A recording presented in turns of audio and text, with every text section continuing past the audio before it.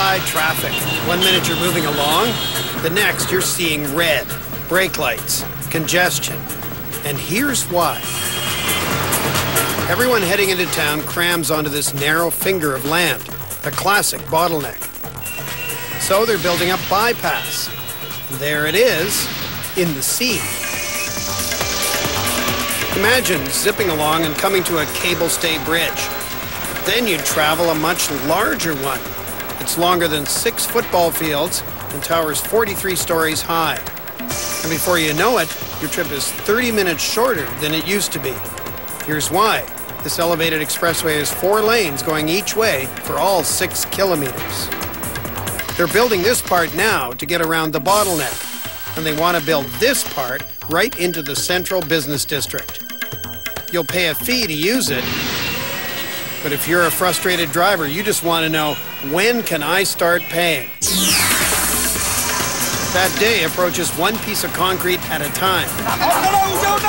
It's not easy hoisting 150 tons, so incense and flowers are offered up.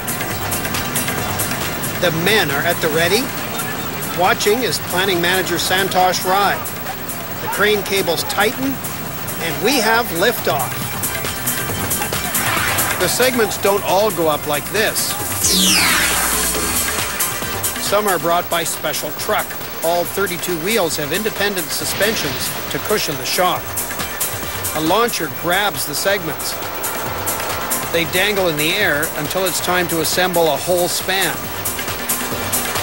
After they check the fit, they slather the ends with epoxy and then join the pieces. They then insert steel rods and string thick wires between the segments. To understand how that keeps the segments together, imagine holding a stack of books. You would always can carry them without any problem because of the gravity. They're always sitting on each other. But the moment I ask you to turn it horizontal, you would like to press some force onto this. And this force is basically what we exert through our post-tensioning system. Eventually, this site will have 9 machines, all lifting segments into place at the same time. These mammoths would require a feeding of 300 segments in a month. That means almost 10 segments per day. Here's where they make those segments. First, they weld together a form. Then they fill it with a maze of steel bars. Cement comes next. When wet, it generates a lot of heat, so they cool it with chilled water and shade it with a roof.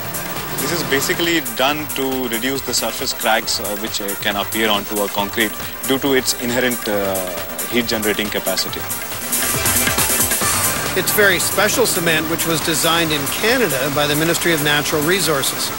It contains microsilica and fly ash. In a slump test, it easily measures up on consistency. But more important, it passes the test of the sea. Being very fine granules, seals all the theoretical possible pores into the concrete and does not allow the moisture to go inside.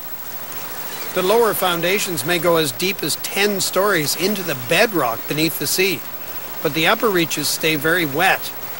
Consider this, the site of the big bridge.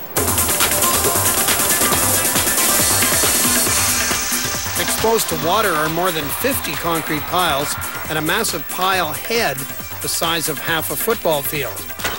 They support the weight of colossal concrete towers, and what sits on those towers? 260 cables.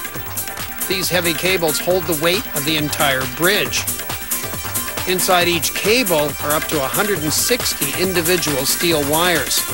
Each of them is as thick as a pencil and very strong. Can hang a full-grown elephant onto it without breaking. Each strand is corrosion-proof, galvanized, and coated with polyethylene. Once in a bundle, wax is poured in between, and then there's a final waterproof sheath. In addition to the sea, they also need to cope with a wet season. The monsoon is so bad it often stops work. They make up for that when they can by carrying on through the night. Dawn brings a shift change. It's quite a flurry of men and machines. Going out today is a giant form for pouring concrete. This tiny port launches dozens of ships a day, carrying cargoes of every kind. This rush seems fitting for Mumbai. It's India's fastest growing city, a city that's in a hurry to get to the future, a city that'll use the sea link to get there.